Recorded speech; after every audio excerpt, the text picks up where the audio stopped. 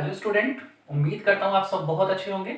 आज की इस वीडियो में हम लोग कुछ क्लास 9th के टॉपिक डिस्कस करेंगे, जैसे कि speed, velocity, acceleration. Mechanics purpose से बहुत इंपॉर्टेंट टॉपिक है, इसलिए आपका इनको समझना भी बेहद ज्यादा इंपॉर्टेंट हो जाता है। तो सबसे पहले स्टार्ट करेंगे स्पीड। तो देखिए, स्पीड मतलब सीधा सीधा सा वर्ड है और इसका मतलब होता है हाउ फास्ट और स्लो मूविंग। रिपीट करूंगा, स्पीड हमको ये बताता है कि कोई ऑब्जेक्ट कितना तेजी से या कितना धीमे से वो मूव कर रहा है। हम लोगों को स्पीड में ये समझने को मिलता है। यहां पर हम लोग स्पीड को एक एक्टिविटी से समझने की कोशिश करेंगे तो ज्यादा बेटर होगा। फॉर एग्जाम्पल, यहां पर दो कोई ऑब्जेक्ट है, object A and this is object B. ठीक, इनको यहां से लेके यहां तक सेम डिस्टेंस चलना है। ठीक है, मैं जो बोलने की कोशिश कर रहा हूं उसको समझना। ये जो दोनों का डिस्टेंस है वो सेम डिस्टेंस है। मैं आपसे बोल रहा हूं कि ए t1 टाइम में पहुंचता है और बी t2 टाइम में पहुंचता है। ठीक, लेकिन यहां पे ये भी ध्यान रखना, जो t1 है वो t2 से ज्यादा है। Repeat, A and B both are two objects, और जो ए से लेके यहां तक पहुंचते हैं, ए ऑब्जेक्ट यहां से यहां तक, बी ऑब्जेक्ट यहां से यहां तक, सेम डिस्टेंस चलते हैं, लेकिन दोनों डिफरेंट टाइम लेते हैं, t1 t2। आपका T1 जो है वो ज्यादा है और T2 कम है। मैं जो बोलना चाह रहा हूं ये है सीधे सीधे, A यहां तक पहुंचने में ज्यादा टाइम लेता है, B कम टाइम लेता है। तो कौन सा तेजी से मूव किया? B। तो ध्यान रखिएगा, जो स्पीड होती है वो इनवर्सली प्रोपोर्शनल होती है टाइम की। कहने का मतलब ये है कि जहां पर टाइम ज्यादा लगेगा, वो स्लो मूव किया होगा, और जहां टाइम कम लगा होगा वो फास्ट मूव किया होगा। दूसरी चीज ये भी हम लोग बोल सकते हैं, अगर मैं दोनों टाइम को सेम कर दूं, t1 एंड t2 दोनों सेम कर दिया मैंने, और मैं बोलता हूं कि a यहां से यहां तक पहुंचता है t टाइम में और b यहां से यहां तक पहुंचता है t टाइम में, तो आप देख सकते हो कि कौन तेजी से मूव किया होगा, जिसने ज्यादा डिस्टेंस कवर्ड किया। फास्ट कौन? जिसने ज्यादा डिस्टेंस कवर्ड किया। जिसने सेम टाइम में कम डिस्टेंस कवर्ड किया वो आपका स्लो हो जाएगा। तो ध्यान रखेंगे, दूसरा इक्वेशन हमारे लिए बनेगा, स्पीड जो है वो डिस्टेंस की कैसी है? डायरेक्टली प्रोपोर्शनल है। अब हम दोनों इक्वेशन को कंबाइन करेंगे तो यहां पर इक्वेशन निकल कर आएगी स्पीड इक्वल्स टू, ये डायरेक्टली प्रोपोर्शनल का साइन, ऊपर हो जाएगा डिस्टेंस और यहां पर हो जाएगा टाइम। तो ये हमारे लिए एक फॉर्मूला बनेगा। यहां पर हम लोग इसको लिखेंगे speed equals to proportionality sign, जिसकी वैल्यू प्रोपोर्शनैलिटी सिंबल आएगा, जिसकी वैल्यू 1 हो जाएगी। यहां पर हो जाएगा डिस्टेंस और यहां पर हो जाएगा अपॉन में टाइम। तो ये हमारे लिए स्पीड का एक बेसिक फॉर्मूला आ गया कि स्पीड क्या होती है। इसी से हम लोग स्पीड की यूनिट फाइंड कर सकते हैं। तो देखो, दो तरीके की यूनिट होती है, एक होती है एसआई यूनिट। तो एसआई यूनिट डिस्टेंस की कितनी होती है बेटा? मीटर होती है। ठीक है, और ये जो दे रखी है टाइम, इसकी जो यूनिट होती है वो होती है सेकेंड। तो आप इसे ऐसे भी लिख सकते हो, मीटर पर सेकेंड सिंबल में लिखना चाहो। एक यूनिट और होती है जिसको हम लोग सीजीएस यूनिट बोलते हैं। सीजीएस का मतलब होता है सेंटीमीटर ग्राम सेकंड। तो देखो, डिस्टेंस जो मेजर होगा वो सेंटीमीटर में मेजर होगा, ठीक है, और टाइम मेजर होगा सेकंड में। तो आप लोग इसे सिंबल में ये भी लिख सकते हो, सेंटीमीटर पर second. These are the units of the speed. ठीक है, अभी हम लोग एक यूनिट की और बात करेंगे, लेकिन सबसे पहले मैं आपको एक छोटी सी पॉइंट समझाने की कोशिश करूंगा, उस पर ध्यान दीजिएगा।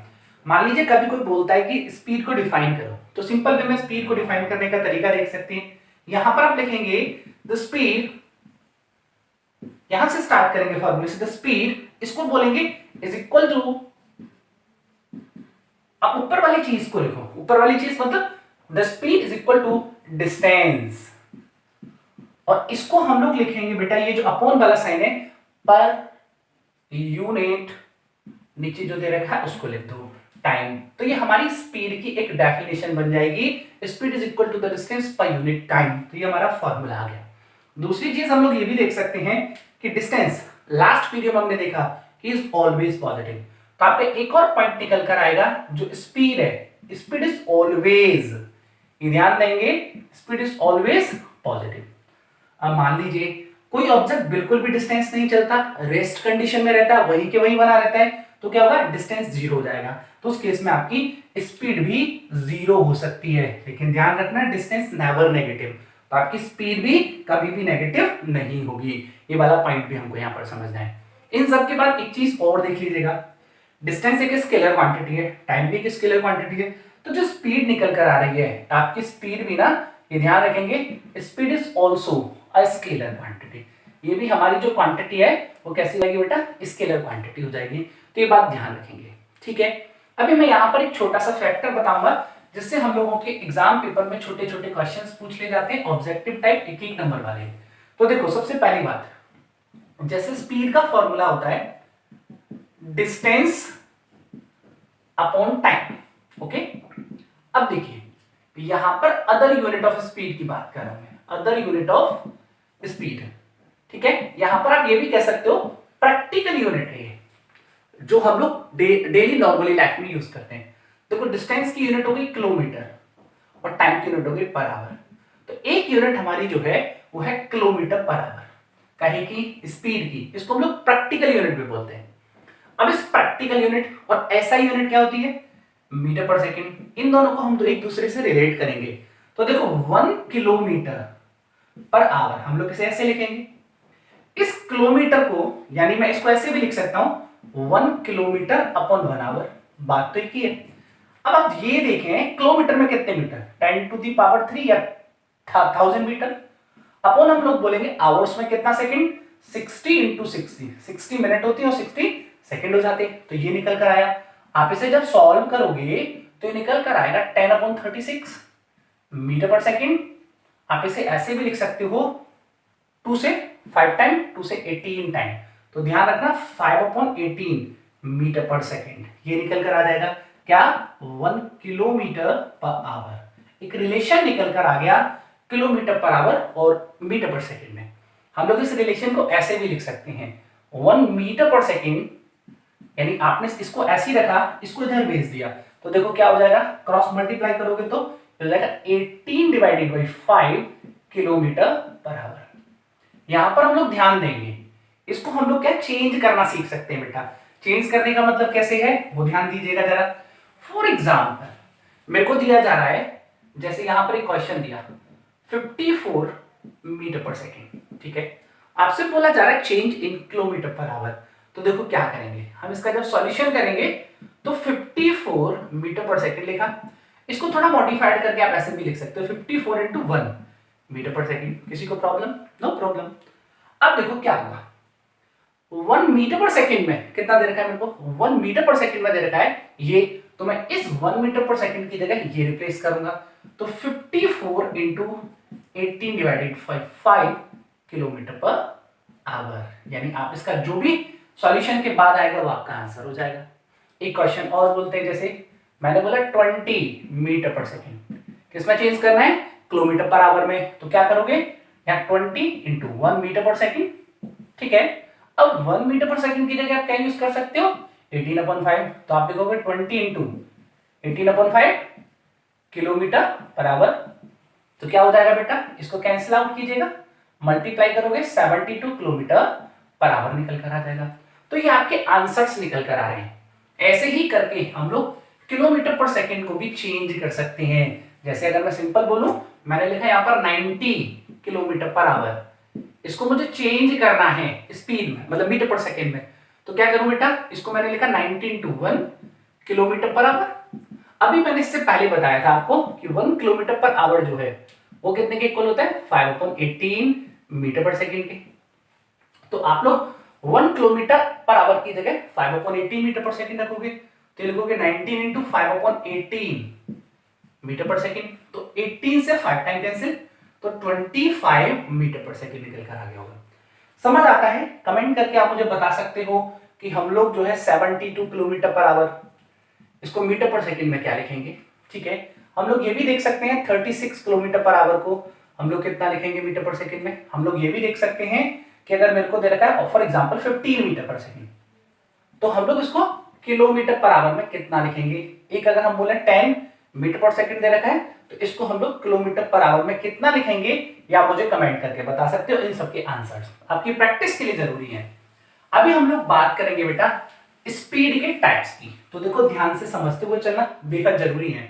तो यहां पर हमारा नेक्स्ट टॉपिक जो है वही है टाइप्स ऑफ स्पीड, यानी स्पीड के जो टाइप हैं वो क्या है। तो सबसे पहले ध्यान देना, स्पीड के टाइप को समझने से पहले आपको दो चीजें ध्यान देनी है।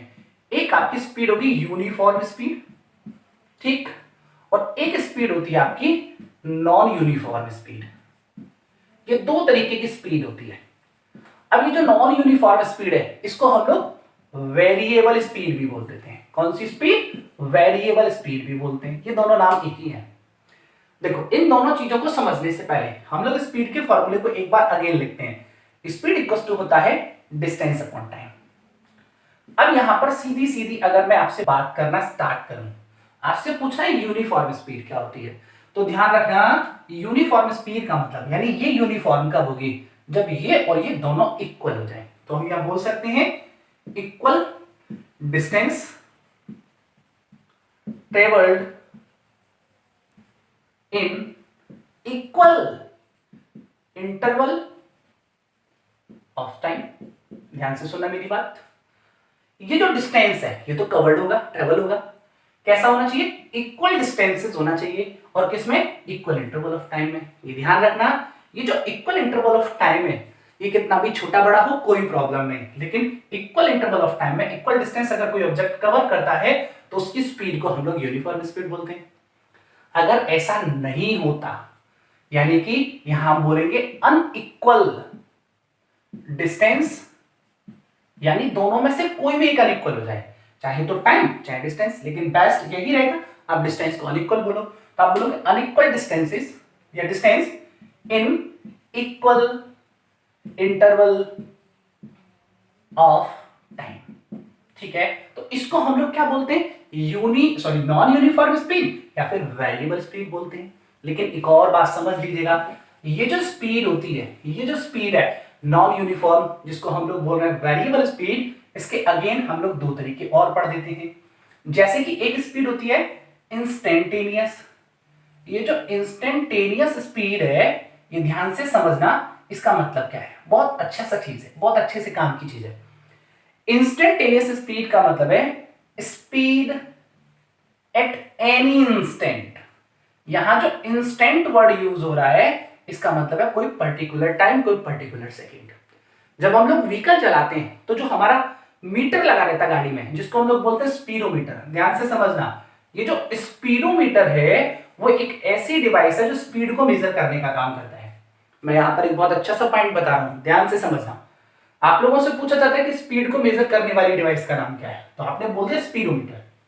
लेकिन क्वेश्चन ये है कि वो कौन सी स्पीड मेजर करता है? यूनिफॉर्म, नॉन यूनिफॉर्म, इंस्टेंटेनियस या फिर एवरेज स्पीड? तो ध्यान रखिएगा, स्पीड को तो मेजर करता है लेकिन इंस्टेंटेनियस करता है। क्योंकि आपने देखा जब भी आप एक्सेलरेट कर देते हो तो टाइम टू टाइम पर स्पीड को वेरी करके दिखाता है। तो ध्यान रखना, speedometer is the device which measure the speed, लेकिन एक्यूरेटली इंस्टेंटेनियस स्पीड को मेजर करके देता है। तो ध्यान रखेंगे, स्पीड को मेजर करने वाली डिवाइस को हम लोग क्या बोलते हैं?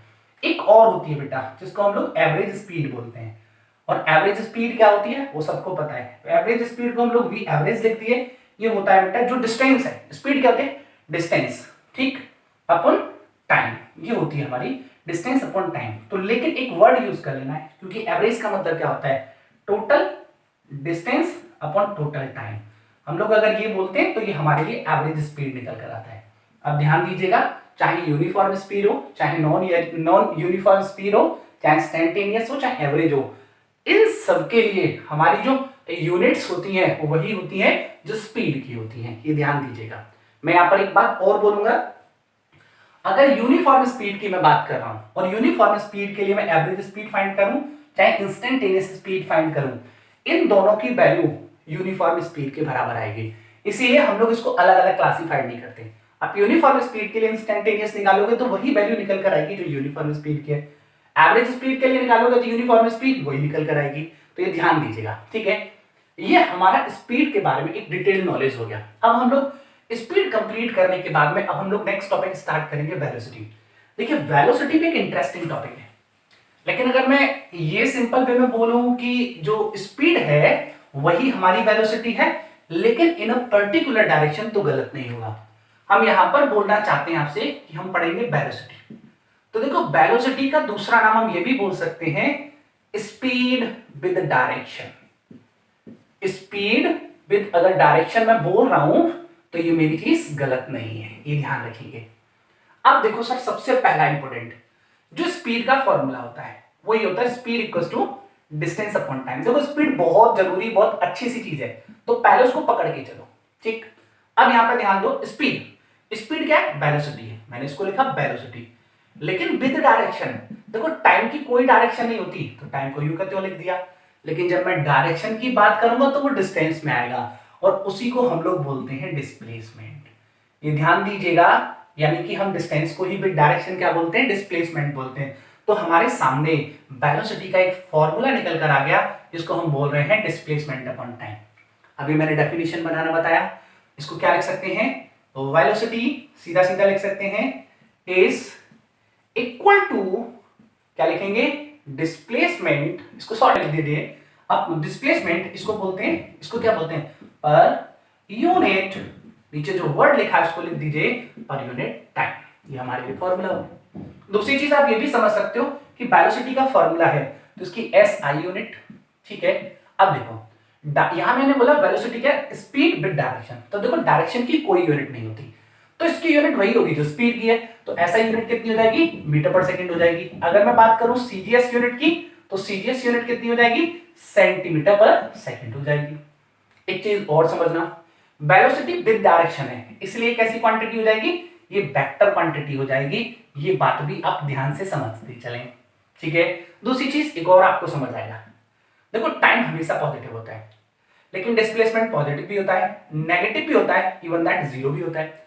तो जब पॉजिटिव अपॉन पॉजिटिव करोगे तो जो वेलोसिटी है, वेलोसिटी में बी पॉजिटिव, ठीक है। जब नेगेटिव अपॉन पॉजिटिव करोगे तो नेगेटिव निकलेगी वेलोसिटी, और जब जीरो अपॉन पॉजिटिव करोगे तो क्या निकल कर आएगी, जीरो। तो आपको ये भी समझ आएगा कि वेलोसिटी में भी पॉजिटिव, नेगेटिव और जीरो होती है। तो आपको यहाँ पर बहुत सारी चीजें समझ आ रही होंगी। मतलब इसी के सामने अगर हम लोग चलते हैं, आगे कंटिन्यू करते हैं, तो वही प्रोसेस कि सबसे पहले हमको जो देखना पड़ेगा वो ये है कि टाइप्स ऑफ वेलोसिटी क्या होते हैं। तो देखो जरा, टाइप्स ऑफ वेलोसिटी की जब हम बात करेंगे, टाइप्स ऑफ वेलोसिटी, तो वही वेलोसिटी होती है जैसे स्पीड के टाइप होते हैं, एक यूनिफॉर्म वेलोसिटी और एक हम लोग पढ़ेंगे नॉन यूनिफॉर्म। तो देखो यहां लिख दिया मैंने नॉन यूनिफॉर्म वेलोसिटी। जो नॉन यूनिफॉर्म है इसी का एक और नाम हम लोग वेरिएबल वेलोसिटी भी बोलते हैं। ये वेरिएबल वेलोसिटी हो गया, ठीक। अब देखो यहां पर इन दोनों चीजों को लिखने से पहले क्या करना पड़ेगा, वेलोसिटी का फॉर्मूला। तो देखिए बेटा, वेलोसिटी इक्वल्स टू होता है डिस्प्लेसमेंट अपॉन टाइम। तो सीधी सीधी बात, यहां पर हम यूनिफॉर्म स्पीड के लिए बोलेंगे, तो देखो इसको हम दो तरीके से डिफाइन कर सकते हैं, equal displacement in equal interval of time, तो uniform speed, unequal displacement in equal interval of time, तो नॉन यूनिफॉर्म स्पीड हो जाएगा। लेकिन हम यहां पर थोड़ा और तरीके से डिफाइन करते हैं, जैसे हम बोलते हैं इक्वल डिस्टेंस, ठीक है, मैंने वर्ड यूज किया डिस्टेंस, लेकिन मैंने एक वर्ड और बोल दी, इन अ पर्टिकुलर डायरेक्शन। अब आपके सारे झंझट खत्म, मैंने बोला equal distance in a particular direction, ठीक। तो आपको समझ आएगा, यानी डायरेक्शन की बात होगी तो वेलोसिटी की बात हो रही है, इन इक्वल इंटरवल ऑफ टाइम। इसको हम लोग क्या बोलेंगे, इसको हम बोलेंगे यूनिफॉर्म वेलोसिटी। लेकिन जब हम इसको ऐसे बोलना चाहें कि यहां बोला मैंने अनइक्वल डिस्टेंस, अब देखो नॉन यूनिफॉर्म की बात कर रहा हूं, तो मैंने बोला अनइक्वल डिस्टेंस, लेकिन किसमें बेटा, इन अ पर्टिकुलर डायरेक्शन। तो हम लोग इसको क्या लिख सकते हैं, पर्टिकुलर डायरेक्शन, काहे में, इन इक्वल इंटरवल ऑफ टाइम, क्योंकि एक चीज अनइक्वल हो गई, तो हम यहां बोल सकते हैं इन इक्वल इंटरवल ऑफ टाइम। तो ये हमारे लिए क्या हो जाएगा, ये हमारी नॉन यूनिफॉर्म स्पीड हो गई।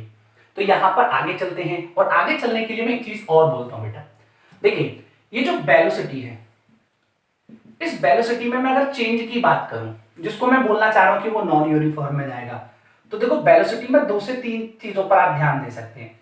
जैसे कि हमने लिखा डिस्प्लेसमेंट अपॉन टाइम, तो पहली चीज, आप यहां जब वेलोसिटी चेंज करना चाहते हो तो आप क्या करें, क्योंकि ये वेलोसिटी जो है वो होती है स्पीड विद डायरेक्शन, यानी सिंपल बोलूं तो वेलोसिटी में मैग्नीट्यूड माना, जैसे मैंने बोला 20 मीटर पर सेकेंड। या तो मैं इसके मैग्नीट्यूड को चेंज कर सकता हूं, तो उसे नॉन यूनिफॉर्म बोल सकता हूं। चाहूं तो मैं इसकी डायरेक्शन को भी चेंज कर सकता हूं। अगर मैं इसको कांस्टेंट रखूं, उसको चेंज ना करूं, उसको चेंज कर रहा हूं, तब भी ये नॉन यूनिफॉर्म वेलोसिटी बोली जाएगी। चेंज कुछ भी होना चाहिए। डिस्प्लेसमेंट आप सबको पता है, क्योंकि मैं पर्टिकुलर डायरेक्शन बोल रहा हूं। जब डायरेक्शन चेंज हो जाएगी तो नॉन यूनिफॉर्म बोला जाएगा। इनके अलावा तीसरी चीज ये भी है कि हम इसे भी साथ में चेंज करें और साथ में इसे भी चेंज करें, तब भी हमारे लिए नॉन यूनिफॉर्म में आता है। रिपीट कर रहा हूं, ध्यान से समझना। ना डायरेक्शन चेंज हो ना ये चेंज हो तो यूनिफॉर्म स्पीड है। लेकिन जब या तो ये चेंज हो या ये चेंज हो या दोनों ही चेंज हो, तो इसको हम लोग बोलते हैं non uniform speed, sorry non uniform velocity. वही तरीका जो अभी मैंने आपको बताया कि दो तरीके की स्पीड और हम लोग देखते हैं, जैसे कि एक को हम लोग बोलते हैं एवरेज वेलोसिटी। ठीक है, यहां ध्यान देंगे। तो देखो एवरेज वेलोसिटी बताने का पहला फॉर्मूला, एवरेज वेलोसिटी जो होती है उसको हम लोग लिखते हैं total displacement upon total time. ये जो है ना फॉर्मूला एवरेज वेलोसिटी का, वो डिस्प्लेसमेंट के टर्म में है। लेकिन कई बार हम लोगों को जब इनिशियल स्पीड दी जाए, इनिशियल वेलोसिटी दी जाए और फाइनल वेलोसिटी दी जाती है, तो देखो इनिशियल वेलोसिटी को स्मॉल यू से रिप्रेजेंट करते हैं और फाइनल वेलोसिटी को स्मॉल वी से रिप्रेजेंट करते हैं। तो जो एवरेज वेलोसिटी निकल कर आएगी वो निकल कर आएगी u plus B by two. यानी जब वेलोसिटीज हमको गिवन है इनिशियल और फाइनल, तो हम लोग जो आंसर निकाल कर देंगे वो u plus B by two, और लेकिन जब डिस्प्लेसमेंट देगा तो total distance upon total time की बात करेंगे। एक और रह जाती है जिसको हम लोग इंस्टेंटेनियस बोलते हैं। तो इंस्टेंटेनियस का मतलब तो आप सबको समझ आता है कि इंस्टेंटेनियस का मतलब क्या होता है। यानी कि हम बोल सकते हैं velocity at any instant, at any instant, यानी किसी भी पर्टिकुलर सेकंड पर जो वेलोसिटी है उसे हम लोग इंस्टेंट वेलोसिटी बोलते हैं। तो इस तरीके से हमको ये चीजें समझ आई कि टाइप्स ऑफ वेलोसिटी क्या होती है। वेलोसिटी वेक्टर क्वांटिटी है, वो पॉजिटिव होती है, नेगेटिव होती है। इसी के साथ हमारा जो टॉपिक है वेलोसिटी वाला वो कवर हो जाता है। तो इसके नेक्स्ट टॉपिक जो है हमारा एक्सेलरेशन रहता है, यानी वेलोसिटी कवर हो गया। अब हम बात करेंगे बेटा एक्सेलरेशन की। देखिए एक्सेलरेशन एक बेहद अच्छा सा टॉपिक है, तो इसको समझना भी उतना ही जरूरी हो जाता है, क्योंकि नेक्स्ट चैप्टर जो समझेंगे वो एक्सेलरेशन के बेस पर ही समझ आता है, यानी कि फोर्स के लिए हमको एक्सेलरेशन की जरूरत पड़ती है। तो सबसे पहली बात एक्सेलरेशन क्या है, तो ध्यान देना एक्सेलरेशन को हम रिप्रेजेंट करते हैं स्मॉल ए से। ठीक है, ये जो एक्सेलरेशन है ना, इसको हम लोग बोलते हैं चेंज इन वेलोसिटी। अब मैं इसको प्रैक्टिकली भी समझाता हूं, पहले फॉर्मूला लिख देते हैं अपॉन टाइम टेकन। ठीक, अब देखो ऐसे समझो, जब हम स्कूटी चलाते हैं, जब हम बाइक चलाते हैं, कार चलाते हैं, तो हम लोग क्या करते हैं, उसकी स्पीड को चेंज करते हैं। एक्चुअली में हम लोग उसकी एक पर्टिकुलर डायरेक्शन में उसकी स्पीड कम या ज्यादा करते हैं, तो उसमें क्या होता है, हमारी वेलोसिटी में चेंज आता है। और जब हम उसको चेंज करते हैं उसी को बोलते हैं एक्सेलरेटर। गाड़ी में एक्सेलरेटर देना करते हैं, तो उसका मतलब होता है चेंज इन वेलोसिटी, यानी स्पीड चेंज कर रहे हैं इन अ पर्टिकुलर डायरेक्शन। तो उसी को मैंने लिख दिया चेंज इन वेलोसिटी। और टाइम टेकन, जितनी जल्दी जितने कम टाइम में चेंज ज्यादा होगा, एक्सेलरेशन उतना ही ज्यादा हो जाता है। तो मान लीजिए इसको हम लोग ऐसे भी लिख सकते हैं, change in velocity, initial velocity u, final velocity v। तो चेंज क्या हो गया v माइनस u, और टाइम कितना हो गया बेटा t। तो हमारे लिए फार्मूला आ गया। अब एक बात यहां पे ध्यान देना, ये जो एक्सेलरेशन है ये वेलोसिटी और ये टाइम, तो पहली बात तो एक्सेलरेशन एक वेक्टर क्वांटिटी हो जाएगा। दूसरा पॉइंट, इसकी जो यूनिट होगी चेंज इन वेलोसिटी की, वो मीटर पर सेकंड ही होगी। चेंज इन वेलोसिटी बोलो या सिंपली वेलोसिटी, लेकिन यूनिट तो मीटर पर सेकंड होगी। और टाइम की होगी सेकंड, तो ऊपर ले जाओगे तो ये ऐसे आएगा मीटर पर सेकंड इनटू पर second, sorry sorry sorry sorry, या सेकंड पावर 1 ऊपर जाएगी तो माइनस हो जाएगी। तो आपका जो फॉर्मूला निकल कर आएगा, सॉरी जो यूनिट निकल कर आएगी वो मीटर पर सेकंड स्क्वायर निकल कर आ जाएगी। काहे की यूनिट, इसको बोलते हैं मीटर पर सेकंड स्क्वायर। ये यूनिट हो गई आपकी एक्सेलरेशन की। ध्यान देना, एक छोटी सी बात करते हैं। मैंने अगर बोला if b is greater than u, ठीक है, यानी b बड़ा है u छोटा है, तो इसका मतलब है उसकी जो स्पीड है, अब देखो मैं जहां स्पीड की बात कर रहा हूं, आप उसे ये भी बोल सकते हो वेलोसिटी, ठीक है, लेकिन जब मैं स्पीड बोलता हूं तो मैं बोलता हूं इन अ पर्टिकुलर डायरेक्शन। तो जब ऐसा है b ग्रेटर देन u है, तो ध्यान रखना इसका मतलब है वेलोसिटी इंक्रीज हो रही है। और जब भी वेलोसिटी इंक्रीज होगी तो a पॉजिटिव आएगा। ठीक है, इस एक्सेलरेशन को ही हम लोग पॉजिटिव एक्सेलरेशन के नाम से भी जानते हैं। ये बात ध्यान से समझना, बहुत छोटे से पॉइंट हैं जो हम लोग समझा रहे हैं। लेकिन अगर ऐसा हुआ तो if v is less than u, तो इसका मतलब क्या है, जो वेलोसिटी है वो कम हो रही है। ठीक है, यानी पहले बड़ी वेलोसिटी है, बाद में छोटी हो रही है, तो वेलोसिटी कैसी है, कम हो रही है। अकॉर्डिंग टू कंसेप्ट ए कैसा आएगा, नेगेटिव आएगा, और इसी को हम लोग नेगेटिव एक्सेलरेशन के नाम से जानते हैं। इस नेगेटिव एक्सेलरेशन को ही हम लोग डी एक्सेलरेशन भी बोलते हैं, ये बात भी ध्यान रखना। चाहे तो हम इसको ऐसे लिख दो, चाहे हम लोग डी ई को ए सी से रिप्रेजेंट हटा दो, रिमूव कर दो, तो हम लोग इसको ऐसे भी लिख सकते हैं, डी एक्सेलरेशन। एक और नाम रहता है जिसको हम लोग रिटार्डेशन बोलते हैं, कि रिटार्डेशन क्या होता है। ठीक है, तो यहां पर आपको स्पेशल केसेस समझ आए होंगे। देखो एक केस और बात कर लेते हैं। मैंने बोला इफ ये बी और यू इक्वल हो जाए, जब ये दोनों इक्वल हो जाएंगे तो आपको साफ साफ दिख रहा है कि जो ए है वो कितना निकल कर आ जाएगा, 0 निकल कर आ जाएगा। यानी इस केस का मतलब है आपकी जो वेलोसिटी है उसमें कोई भी चेंज नहीं हो रहा, ना वो इंक्रीज हो रही और ना ही वो डिक्रीज हो रही है। यानी जिस स्पीड से, या तो वो दोनों ही 0 है, देखो बी और इक्वल टू 0 है, या फिर वो एक ही सेम स्पीड यानी यूनिफॉर्म बोल सकता हूं, यूनिफॉर्म स्पीड से चल रहा है, तब आपका कोई भी जो ऑब्जेक्ट है वो कभी भी एक्सेलरेट नहीं होगा। ये ध्यान रखना, न्यूमेरिकल करते टाइम बहुत काम में आता है। आपकी इनिशियल स्पीड और फाइनल स्पीड सेम है, इसका मतलब यूनिफॉर्म स्पीड है, बदल नहीं रही है, तब आपका एक्सेलरेशन 0 होता है। एक्सेलरेशन 0 का मतलब कोई भी बॉडी अपनी स्पीड या डिक्रीज नहीं कर रही है, तो इंक्रीज कर रही है ना डिक्रीज कर रही है। और अगर दोनों ही 0 हैं, रेस्ट में है, तब भी वो एक्सेलरेशन नहीं करेगा। इसी के साथ हम लोग इस वीडियो में इतना ही करेंगे। नेक्स्ट वीडियो में हम लोग इक्वेशन ऑफ मोशंस को ग्राफिकल मेथड से रिप्रेजेंट करेंगे। तब तक के लिए थैंक यू वेरी मच।